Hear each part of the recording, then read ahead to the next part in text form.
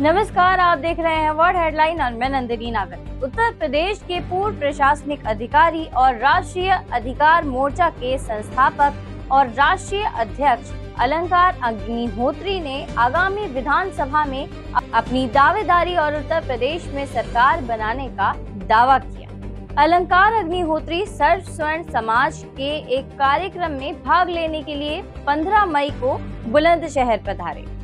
कार्यक्रम में राष्ट्रीय अधिकार मोर्चा के जिला अध्यक्ष एडवोकेट धर्मपाल शर्मा सहित कई वक्ताओं ने अपने विचार इस कार्यक्रम में सार्वजनिक किए। वर्तमान भारतीय जनता पार्टी की नीतियों का विरोध करते हुए अधिकतर वक्ताओं ने यूजीसी जैसे कानूनों को देश तोड़ने वाला षड्यंत्र करार दिया। इस अवसर पर वर्ड हेडलाइन से बातचीत करते हुए अलंकार अग्निहोत्री ने देश के वर्तमान हालात और विभिन्न समस्याओं पर अपना रुख स्पष्ट किया।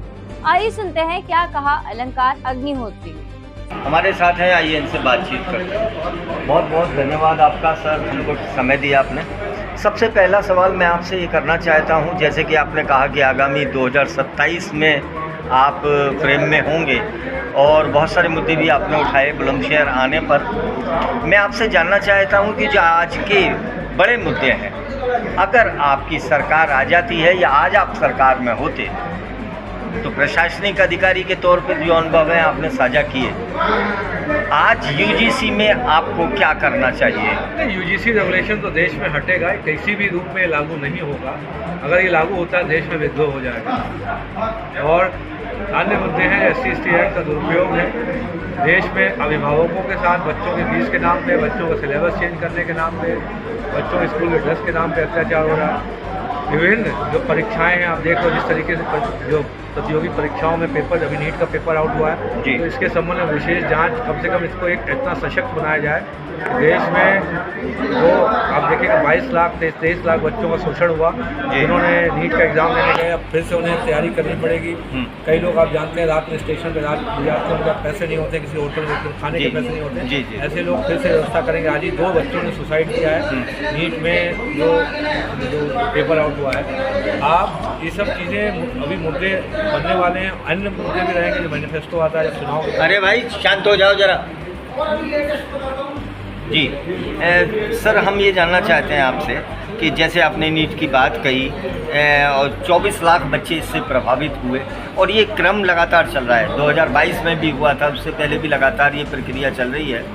मैं इसका हल आपसे जानना चाहता हूँ, क्योंकि अब आप एक राष्ट्रीय अध्यक्ष हैं एक बड़ी पार्टी के, और ये हल ये है, देखिए देश में लूट मची है, आप लूट तंत्र हावी करते हैं, सबको पैसा चाहिए किसी भी कीमत पर। ऐसे में वो आप पढ़ा हुआ किसी एक पार्टी का जानते हैं जो सत्ता दल की पार्टी की कार्यकर्ता ही है, तो अब जब आपने ऊपर से लेकर नीचे तक लूट मचा सकती है तो कार्यकर्ता भी लूटने के प्रयास कर रहा है और उसमें सफल हो गया, पकड़ा गया। इसमें पकड़ा गया और लगातार ये प्रक्रिया चलती रहती है कि CBI की जांच बैठ गई, ये हुआ वो हुआ, लेकिन हल नहीं मिलता है। जो हल तो ये है, जब आपकी एजेंसी को सदगढ़ बनाइए, आप किस व्यक्ति को कैंडिडेट पार्टी का टिकट देते हैं, जब वो चीज़ लीक आउट नहीं होती तो ये परीक्षा कैसे लीक आउट होती है? इसमें आपका प्रतिभाग है, किसी न किसी तरीके से आप प्रतिभाग कर रहे हैं, आप ही के पार्टी के लोग मिले हुए और ये पकड़ा भी गया है। सत्ता दल है वहाँ राजस्थान का, वहाँ पे ही उसी का कोई कार्यकर्ता। क्या इसकी वसूली के लिए कुछ आपकी सोच है?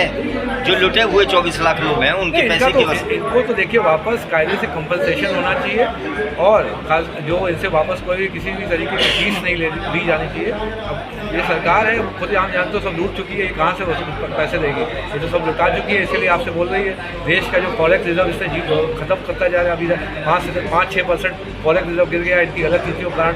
5 राज्यों में चुनाव से पूरे देश का पेट्रोल जो है वहाँ पे झोंक दिया, पूरे देश के संसाधन जो झोंक चुके हैं। अब 4-5 दिन बाद ये बोल रहे हैं, अभी गंगा एक्सप्रेसवे में 400-500 बसों के साथ रैली की गई, तब उनको तेल उड़ता नहीं दिखाई पड़ रहा था, एकदम से अभी वही वाली बात है, 900 चूहे खा के दिल्ली हज को चली। प्रधानमंत्री ने अभी 2 दिन पहले घोषणा की है कि सोना मत खरीदो, तेल मत खरीदो, तो आप इसका हल बताइए, हल क्या है? इसका हल जो है इनकी गलत विदेश नीतियाँ हैं।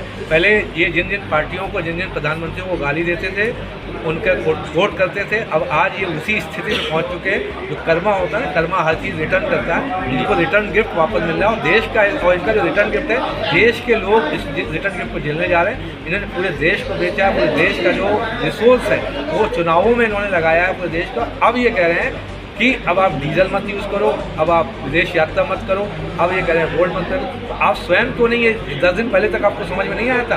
आप 2 महीने से पूरे 2-2, 3-3 लाख कार्यकर्ताओं की रैली करवा रहे थे, पूरा पेट्रोल डीजल वेस्ट कर रहे थे। अब देश को समझाइए मैं क्यों कर रहा था। आप 400 लोगों की रैली कर रहे थे, ये आप गंगा एक्सप्रेस में आप 400 बसें आई थी, सबने वीडियो देखे। आज की स्थिति में, आज की जो परिस्थिति हमारे समय, आज की स्थिति में देश को तो बहुत गर्त में धकेलने का काम किया है। तो देश के लोगों को विभीषिका झेलनी पड़ेगी। कोविड-19 में जिस तरीके की सिचुएशन थी, क्या आप ये मानते हैं कि अब इसका कोई हल नहीं है? इसका हल अब ये अब प्रकृति है। अगर देश में हम लोग में डिप्रेशन, एक आर्थिक मंदी में हम जाने वाले हैं, क्योंकि ये एक तरीके का चक्र होता है। आप जितना लोगों से बोलेंगे ये चीज़ खरीदारी मत करो, खरीदारी नहीं करो तो अनएम्प्लॉयमेंट बढ़ेगा, अनएम्प्लॉयमेंट बढ़ेगा तो फिर देश में लिक्विडिटी की प्रॉब्लम आएगी। तो ये एक ऐसा चक्र है जिसमें 1 से 2 साल के लिए फंसने जा रहे हैं। देश एक बहुत बुरे आर्थिक मंदी और माहौल में जा रहा है। शिक्षा और स्वास्थ्य 2 बड़े सब्जेक्ट हैं। मैं इस पर चाहता हूँ एज ए राष्ट्रीय अध्यक्ष आप बताइए जो बिगड़ी व्यवस्था को कैसे सुधारेंगे? देखिए, शिक्षा और स्वास्थ्य में सबसे बड़ी बात यह है, स्वास्थ्य में जितने भी आपकी स्कीम है आप हर व्यक्ति को लेके चलें, हर वर्ग को लेके चलें। ऐसा मत करें कि जो माफिया जो सिस्टम इन्होंने बना रखा है कि कोई भी जो स्वास्थ्य की कंपनी है अब उसका ठेका एक ही कंपनी को जाएगा। अभी आपने एक स्वास्थ्य मंत्री देखे होंगे बिहार में बनाए गए, जिनका खुद का स्वयं का स्वास्थ्य खराब है। उनको बनाने का मंशा क्या? बनाने का मंशा यही है कि अब उस जो स्वास्थ्य मंत्रालय का जितना भी बजट है वो पूरा शिफ्ट हो जाएगा। ऐसे बेटी बचाओ बेटी पढ़ाओ में पूरा बजट इन्होंने भूल गया। जल जीवन मिशन में आप देखो पानी की टंकी सब ध्वस्त हो गई। तो ये पूरा भ्रष्टाचार इनका इसलिए पड़पड़ा रहे हैं पूरे देश में। सरकार कैसी भी न चल जाए, इनके जितने भ्रष्टाचार के मुद्दे खुल जाए। सर, ये तो मान लिया कि ये नीतियाँ गलत हैं, सही नीति क्या है, क्या होनी चाहिए? सही नीति तो ये है ना, जब आप एक कंपनी मोड पे सरकार को चला रहे हैं, सिर्फ प्रॉफिट से मतलब है कुछ लोगों को।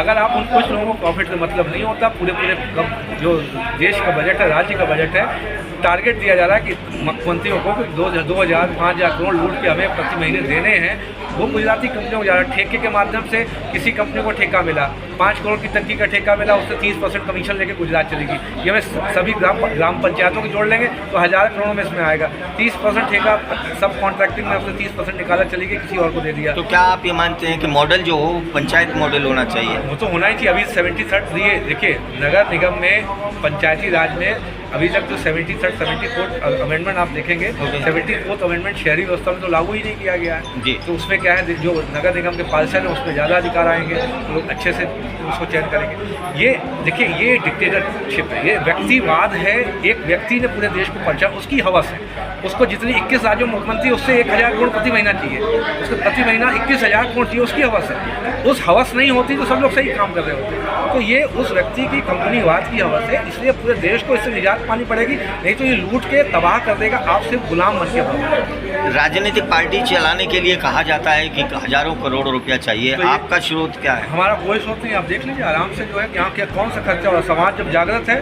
समाज अब हट चुका है भाई, कोर वोटर हट चुका है इन्हीं की पार्टी से। अब ये देखिए बंगाल चुनाव हुआ, वहाँ पे किस तरीके से इन्होंने अव्यवस्था फैलाई, पूरे जितने भी तंत्र थे उनका दुरुपयोग किया, चुनाव आयोग से लेके।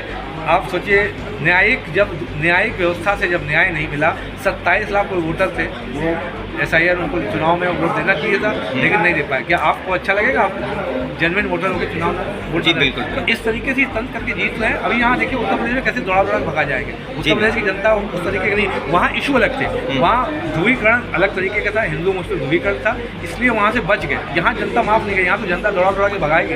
कॉन्स्टिट्यूशनल राइट और कॉन्स्टिट्यूशनल ड्यूटी, जैसे कि आपके बैनर से भी मुझे पता लग रहा है, अधिकार, सम्मान, न्याय और स्वाभिमान पे आप बातचीत करते हैं, कैसे बचाएंगे नहीं, इनको हटा देंगे सब बच जाएगा। इनको हटाने के लिए देश को, समाज को, सबको आगे आना पड़ेगा। मैंने बताया राष्ट्रीय काल बच्चा, पहले उत्तर प्रदेश में ही हमने कहा था, अभी चुनाव लड़ते हुए आप देखिएगा, इनको हम चैलेंज दे रहे हैं, हम उत्तर प्रदेश सरकार बनाने जा रहे हैं, सबसे पहले इनको हटाना जरूरी है, सब चीज़ बच जाएगी अपने आप। अक्सर लोग कहते हैं कि संविधान खतरे में है, संविधान के को ये लोग तोड़ मरोड़ रहे हैं, मनुस्मृति और संविधान, आप किसको पसंद करते हैं? देखिए, संविधान को पसंद करेंगे। जो देश में सबसे पहले संविधान है, संवैधानिक व्यवस्था के तहत पार्टी घोषणा होती है। कुछ सुधार की ज़रूरत महसूस करते हैं? सुधार की देखिए, समय समय में हर चीज़ सुधार की जरूरत रहती है। देखिए, कोई भी, अब इन्होंने तो सबसे ज़्यादा संविधान को खतरे में इन्होंने डाला है। अपनी महिला कार्यकर्ताओं के बोलते हैं कि हम बिस्तर हो जाओ तो हम पद दे देंगे जी। तो right to life and personal liberty article और राइट टू एक्सप्रेशन आर्टिकल 19 और 21 का पहले ही ये समझ रहे उसका उल्लंघन कर देते हैं। तो ये देश में मैं बता रहा हूँ, इनसे ज़्यादा घृणित लोग नहीं हैं देश में। यूजीसी रेगुलेशन के माध्यम से जो उनकी घृणित मानसिकता है, बच्चियों का रेप करने की, ये वैसी मानसिकता, बलात्कार करना चाहिए। समता समिति में इन्हीं के कार्यकर्ताओं को लगाएंगे जो कुंठित मानसिकता वाले होंगे। उनका सुबह शाम काम होगा, खुद भी शोषण करेंगे और राजनीतिक आकाओं को लड़कियाँ जो हैं उनसे शोषण करेंगे। 2027 में उत्तर प्रदेश में चुनाव होने वाले हैं, लड़ेंगे या डरेंगे? लड़ेंगे और उत्तर प्रदेश में हम लोग राष्ट्रीय काल में सरकार बनाने जा रहे हैं। अभी आपको लग रहा है हम लोग सरकार बनाने जा रहे हैं। ये सब कोर वोटर हमारे साथ खड़ा हुआ है। तो ये हैं अलंकार अग्निहोत्री, जिन्होंने हमें समय दिया, बातचीत की, और इनके ख्वाब अगर देखे जाएं तो बहुत खूबसूरत नज़र आते हैं। और मैं यही कहूँगा कि जागो मेरे देशवासी, वक्त नहीं है सोने का, नहीं समय है बीते कल की बर्बादी पर होने का। साथ ही इस कार्यक्रम में अन्य वक्ताओं ने भी अपने विचार व्यक्त किए। आइए सुनते हैं। नहीं तो उनके साथ वही अत्याचार होता है जो मुस्लिम युग में हुआ था। वही आप ध्यान देना चाहते हैं? भाई ऐसा क्यों? क्या कारण है? क्या इस समाज को बिल्कुल तहस नहस? 4 दिन पहले तो आप जो इस राष्ट्र को इतना ऊंचा विश्वगुरु बनाते थे, और आज विश्वगुरु बनाते बनाते इतना ले गए कि जब कांग्रेस के टाइम में 64 रुपए डॉलर की कीमत थी, आज 95 रुपए हो गई। जब 450 रुपए का सिलेंडर था, जब भी चूड़ियां भेज दी थी हमारी स्मृति ईरानी, आज 4 रुपए 1100 रुपए कूद गया। तो चूड़ियों की चले गया, आज यो कहते हैं कि भाई महंगा मिल रहा है। अरे कहां गए भैया? कहां गया आपका तेल? कहां गई डॉलर की कीमत? कहां गया ये सोना जो उस समय 30-35 हजार रुपए था, 1.5 लाख 2 लाख रुपए तोले मिल रहा है? आदि आदि आदि बहुत सारी चीजें हैं। तो इस समय स्थिति ये है कि मुझे ज्यादा समय नहीं लेना चाहिए। माननीय अध्यक्ष जी ने अलीगढ़ का भी समय दिया, उससे आगे मथुरा का भी दिया है। बोलने को तो बहुत था, बोलना था, लेकिन मैं आपसे फिर पुनः लौट के वहीं आता हूं, निवेदन करता हूं कि इस संगठन को आप लोग जितने भी बैठे हैं, इसे ये समझिए कि हर व्यक्ति धर्मपाल सभा बैठा है कुर्सी पर नीचे, धर्मपाल ये नहीं है, और उसी रूप में लेकर आप इसे आगे बढ़ाएंगे, आगे बढ़ाएंगे। जिसको जहां जो आप लोगों को ये पसंद है कि ये व्यक्ति करपट है, बेझिझक होकर आंख बंद करके मेरे फोन नंबर है, जिनके पास नहीं मुझसे ले लें और मुझे ये बता दें कि भाई इसको जो है ये पद देना, यहाँ पद देना, मैं उसको वो करके और माननीय अध्यक्ष जी को रिकमेंडेशन के लिए भेज के मैं उनको वो सौंपने का प्रयास करूंगा। धन्यवाद। धन्यवाद संचालक महोदय। इस मंचासीन सभी अधिकार, राष्ट्रीय अधिकार मोर्चा के पदाधिकारी, इन्होंने जो पार्टी का गठन किया,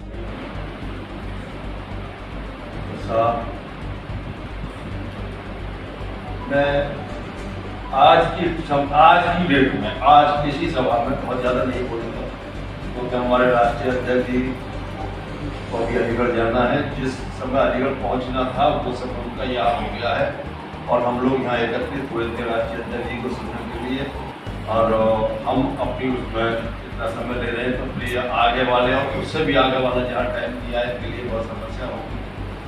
मैं इसका सपना ही कहूँगा। मैं धन्यवाद अदा करूँगा अपने राष्ट्रीय अध्यक्ष जी को कि इन्होंने मुझे यहाँ का अध्यक्ष नियुक्त किया। मैं धन्यवाद अदा करूँगा आप सब लोगों को, आपने मुझे स्वीकार किया और मेरे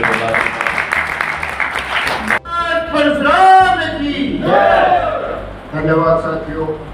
आज की सभा के सभापति और नया संगठन खड़ा करने वाले,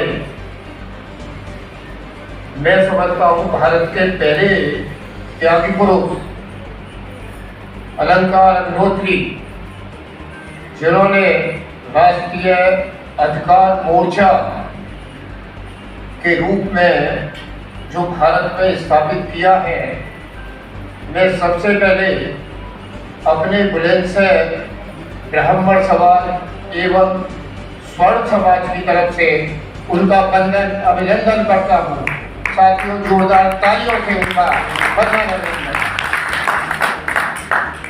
साथियों, मुझे ज़्यादा बताने की ज़रूरत नहीं है, समय बहुत कम है।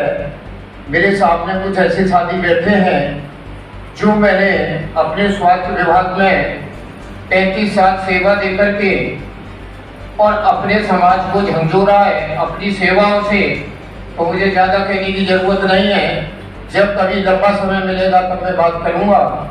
अब मैं इतना ही कहूँगा कि हमारे अग्नोत्री जी ने जो हमारे जिला अध्यक्ष का दायित्व एडवोकेट धर्मपाल शर्मा जी को दिया है, ये बड़े योग्य, जुझारू और हमारे संगठन से पूर्व के जुड़े हुए समर्पित कार्यकर्ता के रूप में है।